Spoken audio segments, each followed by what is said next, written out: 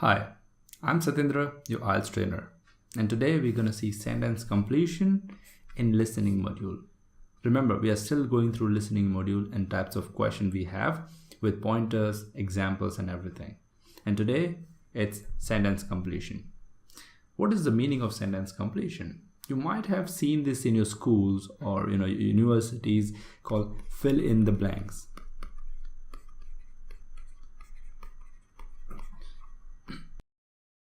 I think it's quite familiar to you, fill in the blanks rather than sentence completion, where you have a statement and you have some blank in there after that. Remember, these statements are separate. They are not connected to each other. Right? A single sentence which is not connected, like I said. So you'll be listening to an audio, you will have a statement with a blank in it. What I mean by connection is these two are not connected directly. What if we are forming a paragraph and we talk about one sentence and then have a blank in it and then talk about next sentence with a blank in it? So these are connected. You have to go in the sequence, but here they are not connected. Hence I call it single sentence with no connection. They are not connected. That is called sentence completion. This is the typical example what it looks like. We have here a sentence and a question. Now, question might be mentioned here or close to the blank. It's the same thing. You have to search for this question here, 27, 28, 29, 30. On the top, they will mention the number and instructions, right? Pointers we'll see later. First, I would like you to go through this and see how much you get. And you will get an idea. You will get an idea how this question has been taken care. Yeah? Let me play the audio. Get ready for it.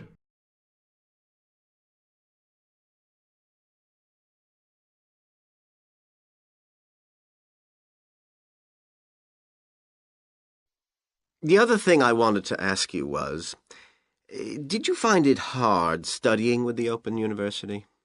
You mean because you're studying on your own most of the time? Well, it took me a while to get used to it. I found I needed to maintain a high level of motivation because it's so different from school. There's no one saying, "Why haven't you written your assignment yet?" and that sort of thing. Oh, dear. You'll learn it, Paul.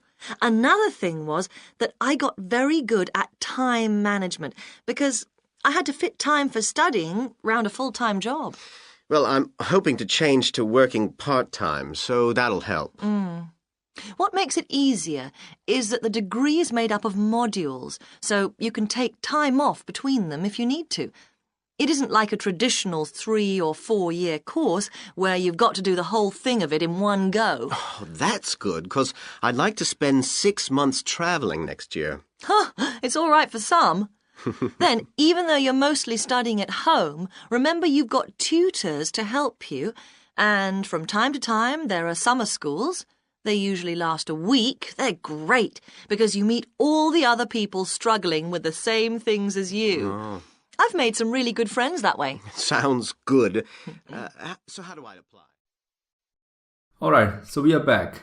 I hope you got all the answers correctly, number 27, 28, 29 and 30. See, here we have mentioned blanks almost in the end. Sometimes they do come here or even in the beginning. That doesn't mean there's a different type. It's the same type. The difference, the main component is a single statement with a single blank. Alright, there won't be two blanks ever. Nice, let's see the answers now.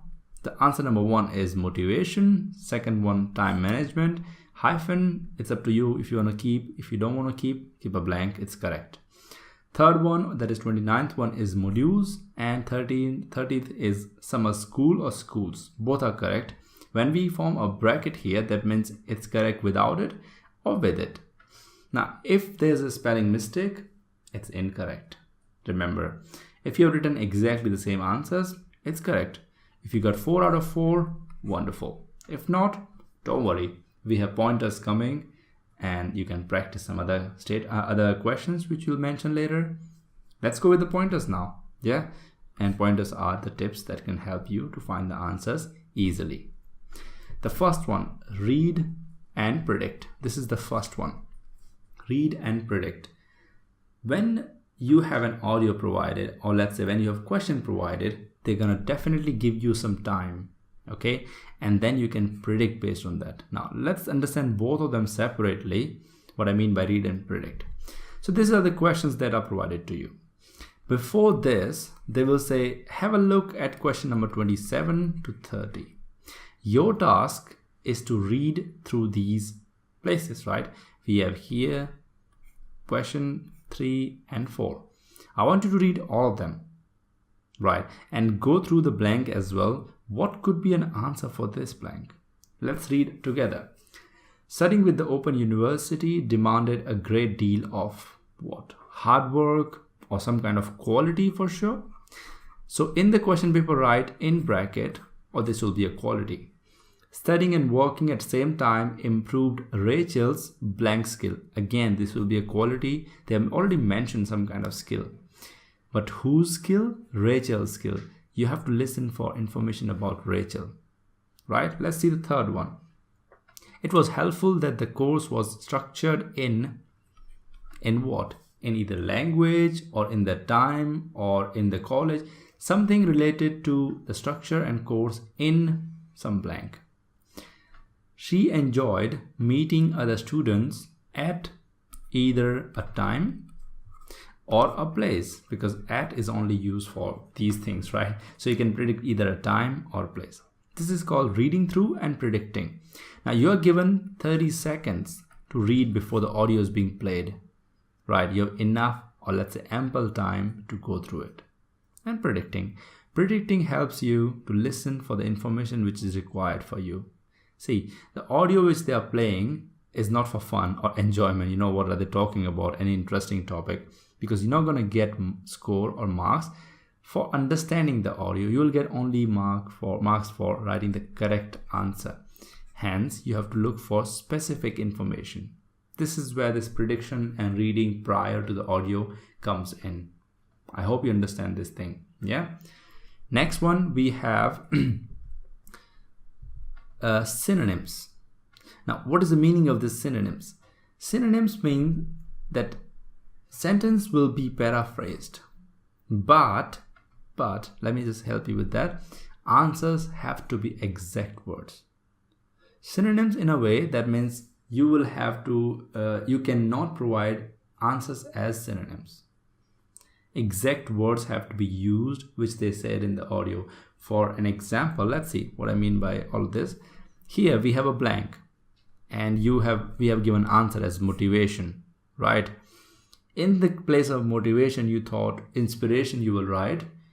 That's incorrect. Inspiration cannot be the correct answer for a reason. It's a synonym of motivation, which they didn't even speak. So inspiration cannot be considered as correct answer. It has to be motivation. What I mean by paraphrasing, which we mentioned earlier, this is here paraphrased, is that this statement won't be said exactly the way it is. In the audio, they're not going to say studying with Open University demanded a great deal of something. Of course, they can paraphrase it. For example, Open University requires a lot of blank. Yes, so see, this is how paraphrased it is. They might put in two sentences, right? They'll talk about universities, let's say Open Universities, and say it's a great place to study, but it requires. So these are two statements, and they have mentioned the answer using those. Listen for the prediction which you have mentioned earlier. I mean, we have mentioned read and predict here, right? Predict those answers, and eventually you will get the correct answer. Another tip I would like to give you here is, please listen for each statement in the audio. Some people, what they do is they just listen for Open University. That's it. Don't. Here we have read the question, right? That means the blank. Studying with Open University demanded a great deal of something. Where have they mentioned something about Open University? Where have they mentioned regarding what they demand or what they require or what they expect from you? That's it. You have to listen for. So listen for each statement one by one. Let's say I say something about the university. You connect with the blank. Is it correct? No, it's not filling any of the blank. Next statement in the audio. Is it correct? Yeah, maybe. Then you fill the answer. And as every blank and most of the question we have mentioned, it will go in the sequence. Yes, so once they have mentioned 27, they'll proceed with 28 and they'll proceed with 29. Same way all the time it has been followed. The sequence has to be followed. Once in one statement I found one answer, definitely audio will talk about the next one. So I'll talk about Rachel, right? And next time I'll talk about the helpfulness of the course. That was a structured in what? In some way. I have kept it gray so that I don't talk about it. We have enough 3, right? Good. So this is about paraphrasing and synonyms. Please don't provide answers as synonyms. Exact words have to be used in the answers. Next one is grammar. Not just grammar. I am sure if it is grammatically incorrect, you cannot fill it. Try to do that, right? So we have this answer here. Instead of motivation, if you put something else, will it be correct answer? Sometimes people don't even understand this. What I mean is, let's say you're listening to this blank and you predicted earlier. Now, instead of prediction, what you do is just write something incorrectly. You predicted incorrectly. You made that mistake, no problem. But when you read it next time and you're providing the answer, it's like, oh, it doesn't make any sense. Let's see an example. Studying with the Open University demanded a great deal of let's call it exercise. See, in this case, it is making sense.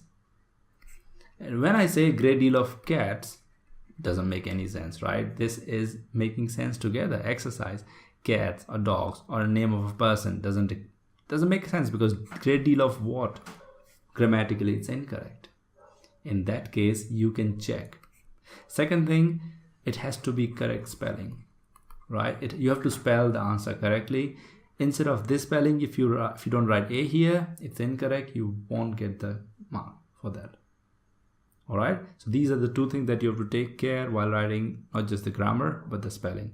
If it is grammatically incorrect, you cannot provide it as an answer. It's also a hint that this is not the correct answer.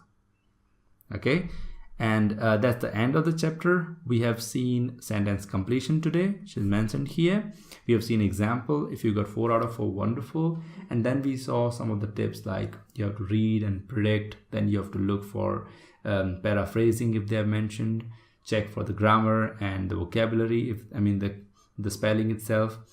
And if you have any doubt, please feel free to reach to the email ID I have mentioned, or you can write in the comment. But all the way, I will definitely be replying and helping in there.